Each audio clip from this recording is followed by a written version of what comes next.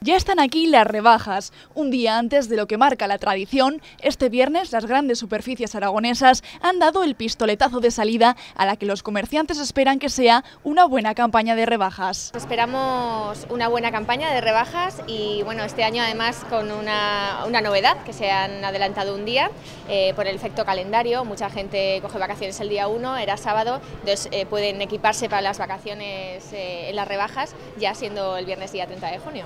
Por los 4 centros zaragozanos del Corte Inglés pasarán estos días alrededor de 130.000 personas, una cifra algo superior a la del año pasado. Según la Federación de Empresarios de Comercio y Servicios de Zaragoza y provincia, la facturación de los comercios aumentará un 4% estas rebajas y los aragoneses gastarán de media 83 euros. Necesito un par de pantalones, los había visto anteriormente y las rebajas me vienen bien.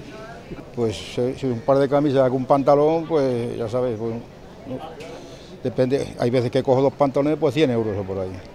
Si hay alguna cosa que me llame la atención, pues y veo que es una prenda que es buena, que a lo mejor si no está de rebajas pues no puedo permitírmelo, pues a lo mejor ahora tengo más posibilidad de comprármelo y es una buena oportunidad para hacerlo.